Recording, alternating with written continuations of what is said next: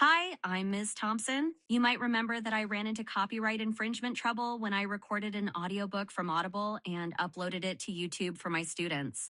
That mistake cost me my job, and I struggled to find a new teaching position for a while. Things were tough, but I eventually went back to school, earned a master's degree, and later a PhD.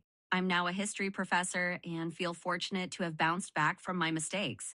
I want to help you understand U.S. copyright law and the boundaries of fair use so you can avoid making the same error I did.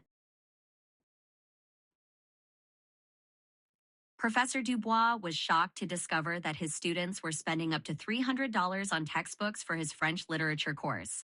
In an attempt to help out his students, Professor Dubois scans each textbook and uploads PDF formats onto the University Learning Management System, where all his students can now freely access the textbooks.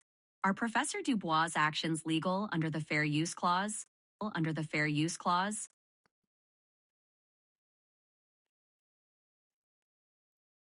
the scenario likely violates copyright law because Professor Dubois scanned entire textbooks and uploaded PDF versions to the university's learning management system, allowing students unrestricted access.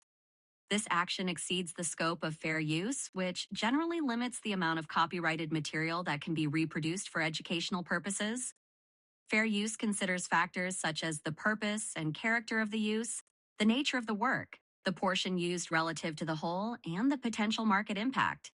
By uploading full textbook copies, Professor Dubois likely harmed the market value of the textbooks, depriving publishers and authors of sales revenue.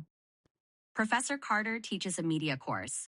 To engage her students, she has remixed short video clips from various news sources, creating a dynamic comparative analysis of media coverage that incorporates commentary and criticism in a classroom lecture.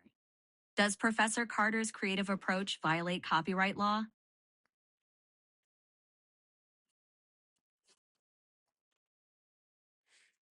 Professor Sims is the faculty sponsor for the Latin American Student Organization.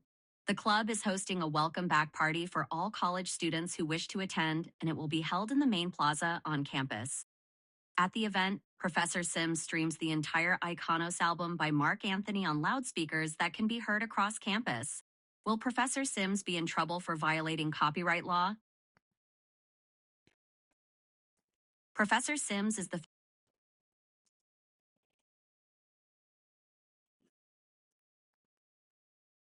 This scenario violates copyright law because playing a full album at a public event without obtaining permission or paying licensing fees infringes on the public performance rights granted to copyright holders.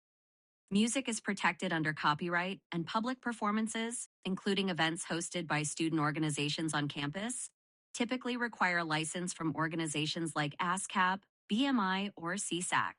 Without proper licensing, the organization bypasses the legal requirement to compensate artists, composers, and producers for the use of their work.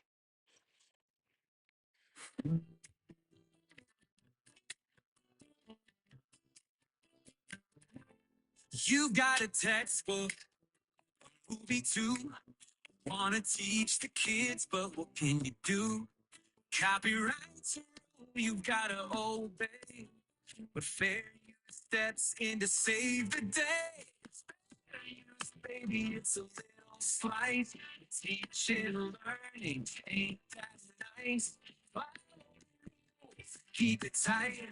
Congratulations! You've completed the training on fair use and are now better equipped to make informed decisions about what qualifies as fair use.